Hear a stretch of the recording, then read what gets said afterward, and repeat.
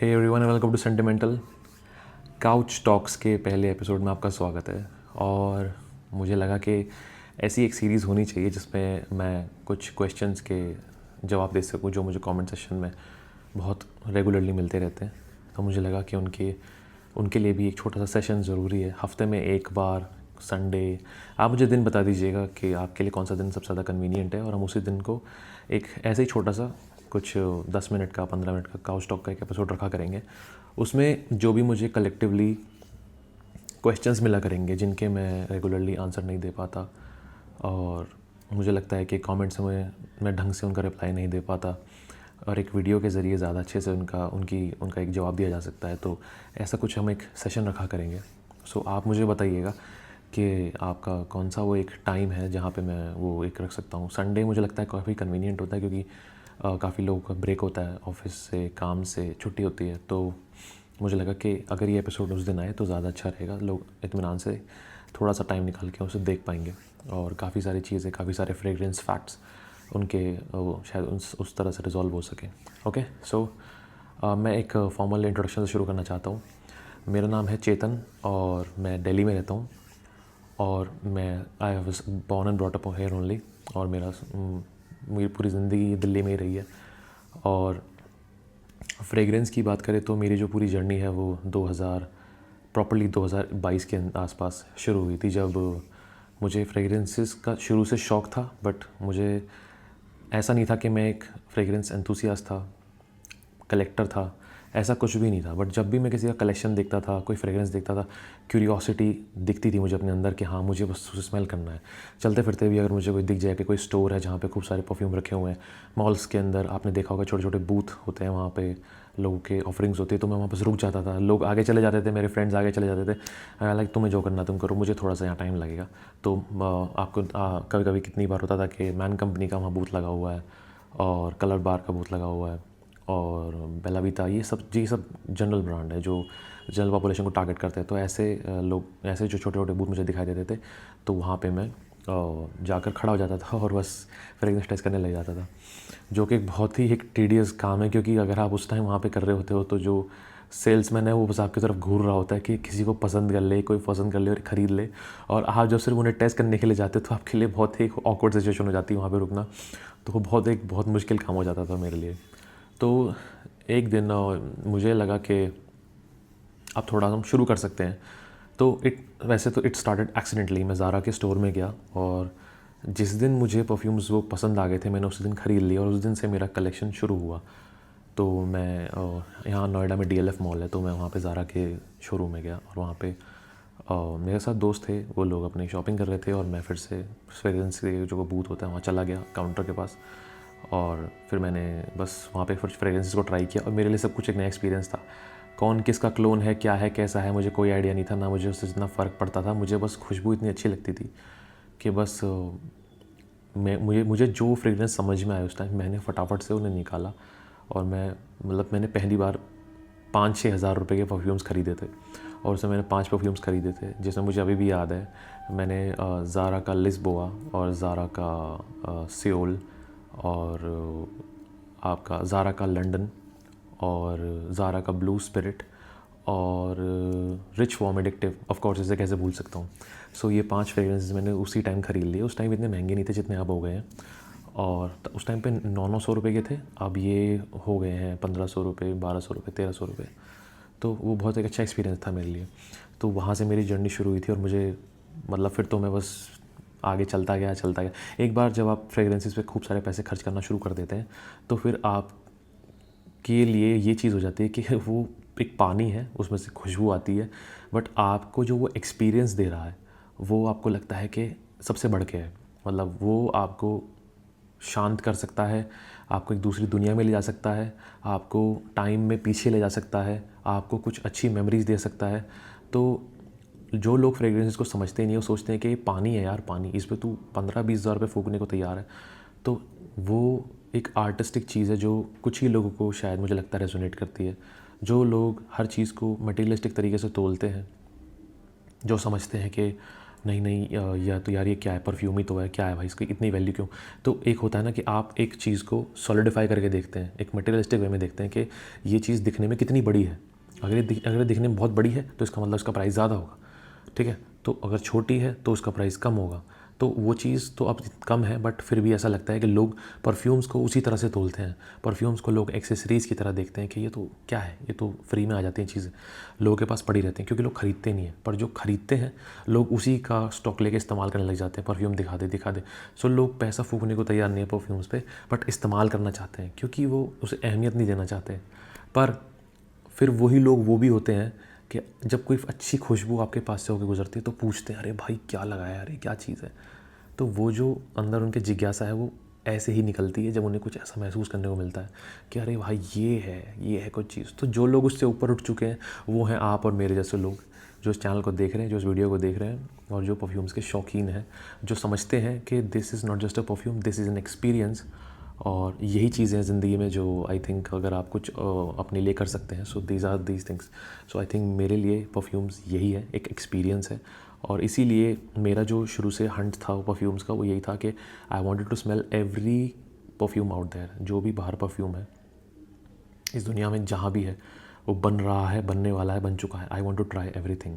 तो इस चीज़ से मुझे एक चीज़ याद आई कि बहुत सारे लोग अपना कलेक्शन बनाने में लगे हुए हैं, बॉटल्स रखने में लगे हुए हैं, और लोगों को बहुत पसंद है परफ्यूम्स को कलेक्ट करना। बट अब वो हाल हो चुका है कि मनी क्रंच उनके लिए एक बहुत बड़ा इशू बन गया है, और वो लोग अब पैसे ज़्यादा इन्वेस्ट नहीं कर सकते बॉटल्स के अंदर, परफ्यूम्स के अंदर। बट एक्सपीरियंस चाहिए। आपकी जॉब है, आपको बिल्स पे करने हैं, आपको बहुत खर्चे उठाने हैं, आपको एक फ़ैमिली की तरफ देखना है। बट फिर एक ऐसी चीज़ है कि नहीं यार मुझे परफ्यूम्स का भी शौक़ है, पता नहीं मैं इसे कैसे पूरा करूँ। तो उसका सिर्फ एक ही जवाब है, आप डीकेंट्स लीजिए। डीकेंट्स से आपका शौक़ भी पूरा होगा, आप कुछ नया एक्सपीरियंस करने को भी मिलेगा, और साथ के साथ आपको पूरी बॉटल में पैसे इन्वेस्ट करने की ज़रूरत नहीं है। और इससे एक अच्छी चीज़ ये भी हो जाती है कि जब आप एक परफ्यूम का ले लेते हैं तो आपको वो पसंद ना भी आए, तो फिर आप ये सोचते हैं कि इतनी बड़ी बॉटल में मैंने 5-6 हज़ार रुपये इन्वेस्ट कर दिया, मैं इसका क्या करूँ। मुझे ये भी नहीं पता कि मैं इसे सेल कहाँ करूँ। अगर मैं किसी को भी अरे गहरे को दूंगा तो उसकी इतनी कीमत नहीं लगाएगा, तो मुझे सही लोगों तक भी इसे पहुँचाना है। तो ये बहुत सारे फैक्टर्स होते हैं। तो उस सब से बचने के लिए पहले ही आप सिक्योर हो जाएंगे अगर आप डीकेंट ले लेंगे। डीकेंट अगर 5,000 की 6,000 की बॉटल है तो आपको 200-300 रुपये का 5 ml का भी उसका जूस मिल जाएगा, और आप उससे 5 ml को भी आराम से बहुत लंबे समय तक इस्तेमाल कर सकते हैं। क्योंकि कुछ परफ्यूम्स इतने अच्छे होते हैं कि 2 स्प्रे, 1-2 इतने में ही काम बन जाता है। इतने के बाद आपको ज़रूरत ही नहीं है उसे लगाने की। और रोज़ रोज़ परफ्यूम कोई नहीं लगाता, सिर्फ आप और मेरे जैसे लोग लगाते हैं जिन्हें शौक़ है, जो उस महक को महसूस करना चाहते हैं। बट जिन लोगों के पास वक्त नहीं है, कुछ लोग तो लगाना ही भूल जाते हैं। तो ऐसे लोगों के लिए जो पैसे बचाना चाहते हैं बट हर परफ्यूम को महसूस भी करना चाहते हैं, उनके लिए मुझे लगता है कि सबसे अच्छा एक्सपीरियंस यही है कि वो एक डीकेंट ले लें, और जो भी उन्हें डिज़ाइनर, नीश, लग्जरी, जो भी फ्रेग्रेंस उन्हें पसंद है उसका वो डिज़ाइनर लेके रख सकते हैं। जब उन्हें लगे कि भाई अब मेरे पास एक ऐसा इवेंट आ गया है कि मैं उसे इस्तेमाल कर सकता हूँ, उसे इस्तेमाल कर सकते हैं। और अगर आपको लगता है कि वो बॉटल सच में बहुत अहमियत रखती है और वो जूस इतना अच्छा है कि अब वो आपका सिग्नेचर सेंट बन सकता है, तभी आप उस पर और पैसे इन्वेस्ट करके एक पूरी बॉटल लें। You are very very safe here, आप बहुत सेफ़ हैं इसमें, आपको फिर कुछ भी करने की ज़रूरत नहीं है, यू आर रियली सेफ़। तो मुझे लगता है कि इस तरह से अब मैं तो उस दरिया में बह चुका हूँ, मैं उस चीज़ से आगे आ चुका हूँ, क्योंकि मैं ऑलरेडी पैसे इन्वेस्ट कर चुका हूँ, मैं ऑलरेडी बहुत सारे परफ्यूम्स बाय कर चुका हूँ, और मैं इससे सीख भी गया हूँ। तो जब भी, पर मैं ऐसा नहीं है कि मैं इस एक्सपीरियंस से अब आगे कुछ सीखना नहीं चाहता। मुझे इतना पता है कि अब अगर मुझे कोई एक ब्लाइंड बाय फ्रेग्रेंस करना है तो मैं उसका डीकेंट लेता हूँ, क्योंकि वो सबसे सही ऑप्शन है।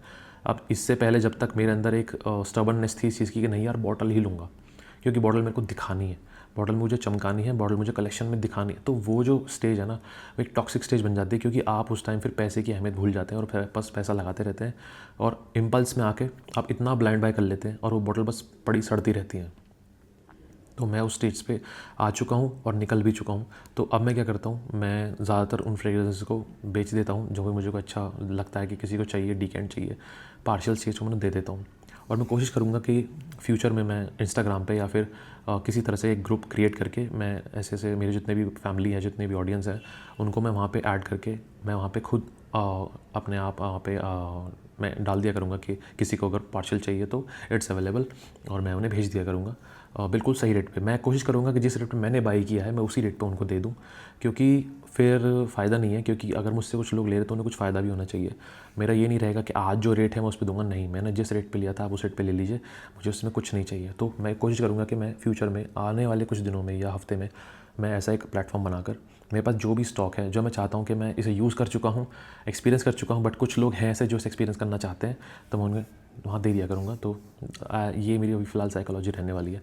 और मैं अब भी आपको इनकरेज करूँगा कि बॉटल्स और पार्शल को भी अगर आप छोड़ दें तो आप डिकेंट्स पे जाइए, ज़्यादा अच्छा ऑप्शन है। ओके, अब कुछ ऐसी चीज़ें भी हैं परफ्यूम्स को लेके कि लोग बहुत कंफ्यूज रहते हैं कि EDT, EDP और दे कोलोन और पाफा, एक्सट्रैक्ट दे पाफा, एलेक्सर, ये क्या है। ऑल्दो बहुत सारे वीडियोस में आप देखेंगे तो सब लोगों ने इसे कवर किया हुआ है, और अगर मैं आपको सिंपल भाषा में समझाऊँ तो ये सिर्फ कॉन्सेंट्रेशंस हैं, ये कितना कॉन्सेंट्रेशन ऑयल का एक परफ्यूम के अंदर रहने वाला है।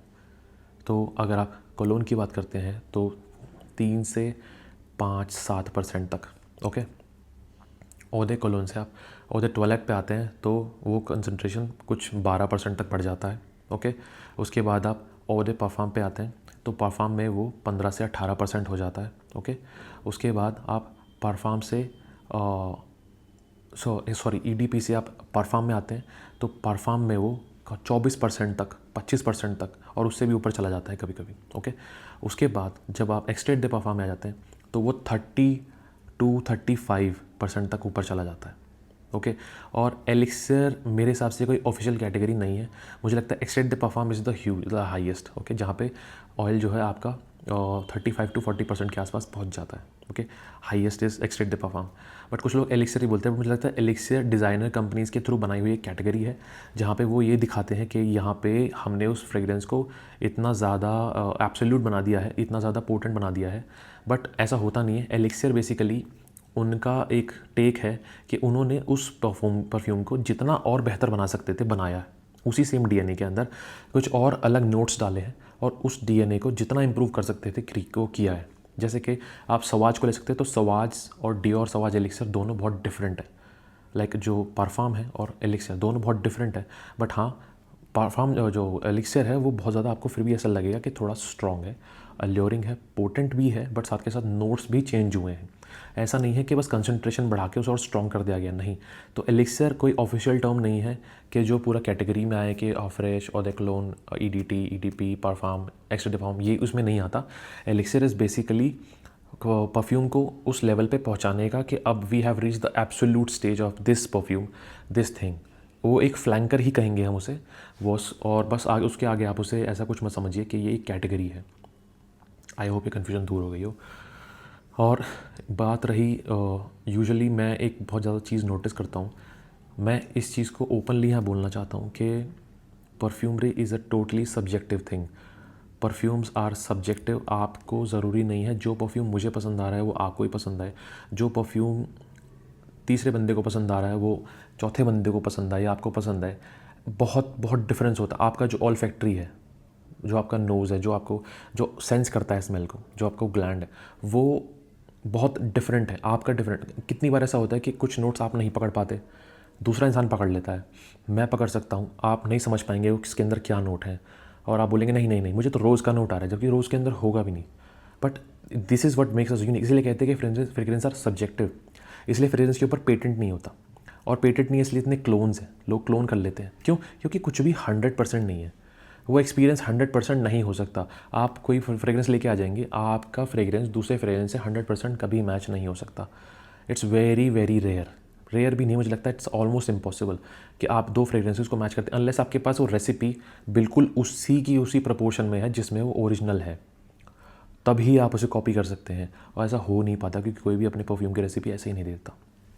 तो उन्हें क्यूरेट करने के लिए मास्टर जो है उसको पूरा एक प्रोपोर्शन क्रिएट करना पड़ेगा, तब जाके एक ओरिजिनल बनेगा। ओके, सो यहाँ पे जो चीज़ है नोट स्ट्रक्चर, उसमें बहुत बड़ा रोल प्ले करता है। तो कुछ लोग कहते हैं कि यार फ्रेशीज़ परफॉर्म नहीं कर रहे हैं और मेरा फ्रेशी परफॉर्म नहीं कर रहा, तो आपको समझना पड़ेगा कि फ्रेशीज़ लाइट और एयरी नोट्स होते हैं। जो हवा में बहुत जल्दी डिजॉल्व होते हैं, जो उनका इनिशियल इंप्रेशन है वो यही है। आपने देखा होगा डार्क फ्रेग्रेंसेस के भी टॉप नोट में कुछ ऐसे एलिमेंट्स होते हैं जो पहले थोड़ा सा एक फ्रेशी एलिमेंट होता है, जो फ्रेग्रेंस को स्टार्ट करने में हेल्प करते हैं, और फिर डिजॉल्व होने के बाद वो धीरे धीरे अपने जब नोट स्ट्रक्चर में आके डेंसली एकदम आके बैठते हैं, सेटल होते हैं, तब थिक नोट्स आ जाते हैं, डार्क नोट्स आते हैं जो आगे तक चलते हैं। ओके, सो ये आपको समझना पड़ेगा कि जो जितने भी फ्रेश फ्रेग्रेंसेज हैं वो इसीलिए परफॉर्म नहीं करते क्योंकि उनका नोट स्ट्रक्चर ही इस तरह से है। ओके, आपको इस चीज़ को समझना पड़ेगा कि नोट स्ट्रक्चर अगर थिक और हैवी नोट्स अगर आप ऊपर रख देंगे तो वो लास्ट करता है, बट कंसंट्रेशन डिसाइड करता है। अगर परफ्यूम के अंदर ऑयल्स कंसंट्रेशन जो है वो थिक नोट्स का ज़्यादा है और एरी नोट्स का कम है, तो एरी नोट्स जल्दी डिजोल्व हो जाएंगे और थिक नोट्स ज़्यादा बाद में डेंस हो जाएंगे और पूरे के पूरे डीएनए को ओवरटेक कर लेंगे। बट अगर एरी नोट्स आपको थोड़ा सा कंसंट्रेशन बढ़ा देंगे, उसके बाद भी बहुत बार ऐसा होता है कि एरी नोट्स परफॉर्म नहीं करते बिकॉज वो लाइट और एरी नोट्स होते हैं, हल्के होते हैं, आपको सूदिंग एक्सपीरियंस देते हैं क्योंकि वो चोक नहीं कर रहे हैं आपको, तभी आपको वो ज़्यादा अच्छे लगते हैं। बट जो डेंस और इंटेंस नोट्स होते हैं उन्हें हमेशा बेस में रखा जाता है क्योंकि वो धीरे धीरे जब आप वहाँ तक पहुँचोगे तो आपको पसंद आएगा। अगर आपको सीधा कोई ऊद दे देगा, सीधा कोई सिडार दे देगा, सीधा कोई मस्क दे देगा, आप परेशान हो जाएंगे, बोलेंगे मुझे पसंद नहीं है। तो इसलिए शुरुआत प्लीजिंग होती है, प्लीजिंग से धीरे धीरे धीरे आपको एक वही वाली बात है कि आपको अगर मान लीजिए कोई भी एक मेडिसिन पिलाएगा तो धीरे धीरे पिलाएगा, धीरे धीरे धीरे धीरे आपको वो अच्छी लगने लगेगी। अगर आपको सीधा पहली बार में कोई बोलेगा पूरी बॉटल ले ले या फिर पूरा एकदम स्टार्टिंग में ही तू खा ले इसको, तो आप बोलेंगे नहीं नहीं नहीं मेरे बस की नहीं, मुझे धीरे धीरे दोगे तो मैं शायद इसे सेटल कर लूँगा। तो वही चीज़ है, आपको इस चीज़ की आदत हो कि वो जो पूरा फ्रेग्रेंस है वो धीरे धीरे आपके ऑल्फैक्टरी में सेटल हो। ऐसे नहीं कि सीधा आपको हम बेस नोट दे देंगे तो आपको पसंद नहीं आएगा। ये काम ज़्यादातर आपने इत्र में देखा होगा, पर इत्र के अंदर भी ट्रांजिशन होते हैं। बट जैसे कि रूह खस है, या आपने देखा होगा मस्क है या मस्क हैवान, ये जितनी भी हैं ये इनके अंदर एक नोट होता है और वो धीरे धीरे वो भी ट्रांजिशन में चला जाता है, बट बहुत थिक नोट होता है, इसलिए परफॉर्म भी बहुत ज़्यादा अच्छा करता है। ओके, एरी नोट्स इसीलिए जैसे कि एवेंटस से लोग उम्मीद करते हैं कि पता नहीं क्यों भाई आप एवेंटस के अंदर मुझे 10 घंटे की परफॉर्मेंस क्यों नहीं दे पा रहे, इसलिए क्योंकि वो नोट स्ट्रक्चर ही ऐसा है, वो डीएनए ही ऐसा है, वो बहुत सॉफ्ट सूदिंग, बहुत ही एलिगेंट सा, बहुत ही एल्योरिंग सा और बहुत ही माइल्ड और एरी पूरा का पूरा उसका एम्बियंस है। तो आपको फ़र्क समझना पड़ेगा कि वो डीएनए ही ऐसा है कि लोगों को पसंद आएगा क्योंकि वो लाइट है, और लाइट फ्रेग्रेंसेस, फ्रेश फ्रेग्रेंसेस लोगों को पसंद आते हैं और उनका यही मकसद है। इसीलिए वो मुझे लगता है कि मार्केट में है लोगों को एक अच्छा एक्सपीरियंस देने के लिए, ना कि सिर्फ और सिर्फ एक महंगा परफ्यूम बना दिया और बस उसमें पैसे डाल दिए, उसमें बहुत सारा डीएनए डाल दिया, बहुत सारी उसके अंदर रिसर्च डाल दी और बस दे दिया। नहीं, उसको बनाया इस तरह से गया कि आपको पसंद आए। अगर वो थिक होता, हैवी होता, तो मुझे लगता नहीं कि ज़्यादा लोगों को पसंद आता। सो आपको नोट स्ट्रक्चर इस तरह समझना पड़ेगा कि फ्रेशीज़ इसीलिए ज़्यादा परफॉर्म नहीं करते क्योंकि एक तो ऑयल कंसनट्रेशन वहाँ पे थोड़ा कम रखा जाता है, ये एक पहला फैक्टर है, और दूसरा कि फ्रेश नोट्स ज़्यादातर इतना ज़्यादा परफॉर्म नहीं करते क्योंकि वो बहुत एयरी होते हैं, हवा में बहुत जल्दी खुल जाते हैं और गायब हो जाते हैं। Okay, so this is very clear. और थिक नोट्स, और आपने देखा होगा जो डार्क फ्रेग्रेंस होते हैं, ऊद base fragrance, rose base fragrance, musk base fragrance, ये ज़्यादा चलते ही इसीलिए क्योंकि जो थिक नोट्स हैं ये ज़्यादा हवा में रुकते हैं, टिकते हैं। सो आई होप ये पॉइंट क्लियर हो गया हो। ऑल्सो आई थिंक आज हम इससे ज़्यादा नहीं कर पाएंगे क्योंकि 18 मिनट का वीडियो हो गया ऑलरेडी।